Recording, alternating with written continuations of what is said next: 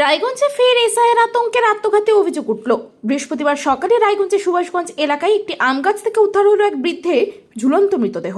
ঘটনা ঘিরে এলাকায় তীব্র চাঞ্চল্য ছড়িয়ে পড়ে। পুলিশ সূত্রে জানা গেছে মৃত ব্যক্তির নাম বাবলু পাল, বয়স 65। তিনি সুভাষগঞ্জ এলাকারই বাসিন্দা। বৃহস্পতিবার ভোরে বাড়ি থেকে প্রায় 100 কিলোমিটার দূরে বৃহস্পতিবার ভোরে বাড়ি থেকে প্রায় 100 মিটার দূরে একটি আম গাছে তার দেহ ঝুলন্ত অবস্থায় দেখতে পান স্থানীয়রা। খবর পেয়ে পুলিশ ঘটনাস্থলে পৌঁছে দেহ উদ্ধার করে ময়নাতদন্তের জন্য পাঠায়। পরিবারের সূত্রের দাবি, এসআইয়ের ঘোষণার পর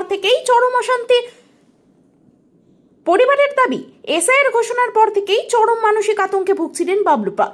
গত 6 জানুয়ারি তাকে এসআইয়ের সংক্রান্ত শুনানিতে ডাকা হয়। সেই শুনানির পর থেকেই তিনি আরও বেশি উদ্বিগ্ন হয়ে পড়েন। পরিবারের অভিযোগ, তার নাম ভোটার তালিকা থেকে কেটে দেওয়া হতে পারে। এই আশঙ্কায় তিনি মানসিকভাবে ভেঙে পড়েছিলেন। পরিবারের সদস্যদের দাবি, এসআইয়ের আতঙ্ক থেকেই তিনি আত্মহত্যার পথ বেছে নিয়েছেন। যদিও পুলিশ জানায় মৃত্যুর প্রকৃত কারণ জানতে ময়নাতদন্ত রিপোর্টের অপেক্ষা করা হচ্ছে।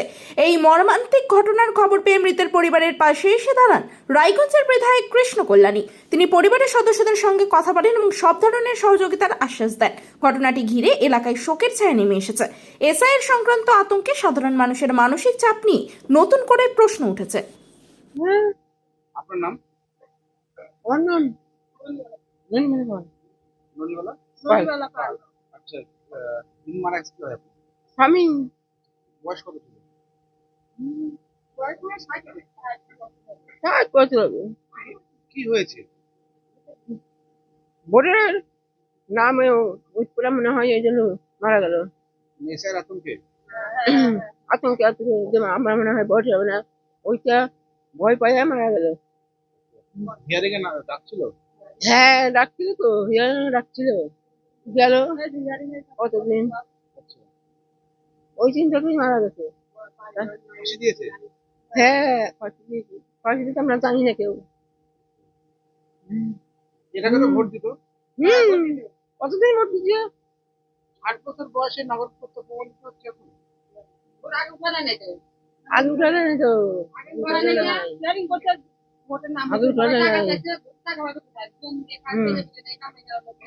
ওটা না হবেই হবেই হবে। মানে এসআর জন্য মারা গেল? এইটাই চিন্তা, খালি কথা আমার মনে হবে না। না দেখুন, এটা খুবই দুঃখজনক। সত্যি আমি পরিবারের প্রতি সমবেদনা জানাচ্ছি, কিন্তু যে ঘটনাটা ঘটলো, হ্যাঁ, এই ধরনের ঘটনা যে ঘটছে, হ্যাঁ, পুরো বাংলা জুড়ে, এটা আমরা প্রথম না, হ্যাঁ, অনেক ঘটনাই আমরা দেখলাম।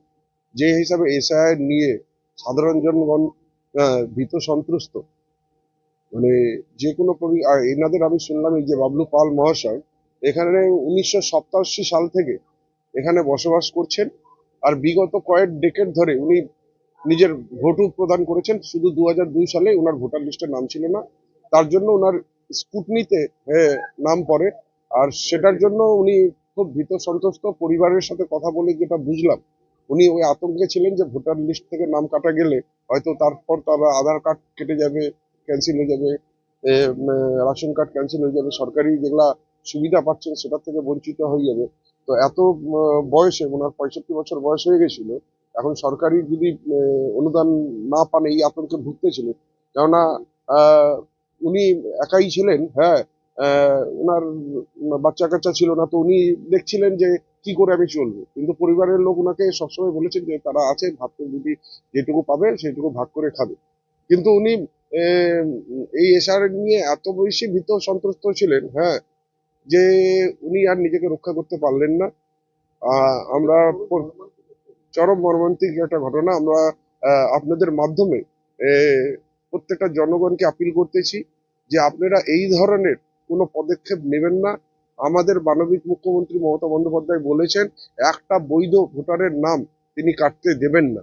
আপনারা আস্থা রাখুন। হ্যাঁ, আমাদের যারা বিএলএ 2 আছে, আমাদের জনপ্রতিনিধিগণ আছে, শাখা সংগঠনের নেতৃত্ব আছেন, আমরা তো এসআইআর নিয়ে বিগত 1.5 মাস ধরে কাজ করতেছি। আর মানে আপনারা দেখে নিয়েছেন ইনুমারেশন ফর্ম, আমরা দেখছি কোথাও কোনো যদি কারো কাগজপত্র, কেন আজকে এই প্রান্তিক গ্রাম বাংলায় কি হয়, কোনো ডকুমেন্টস হয়তো ভোট নাই ভেসে যায় কিংবা আগুনে পুড়ে যায়। তো তারও সার্টিফাইড কপি আমরা বের করে নিয়ে, যারা বৈধ ভোটার আছেন, তাদের কোনোভাবে আমরা কিন্তু তালিকা থেকে নাম কাটতে দিব না। এমনি অনেক স্কুটনিতে পড়েছে, আমরা কিন্তু তাদের পেপারস বের করে তাদেরকে কিন্তু ভোটার লিস্টের মধ্যে তালিকাভুক্ত করাতে পেরেছি।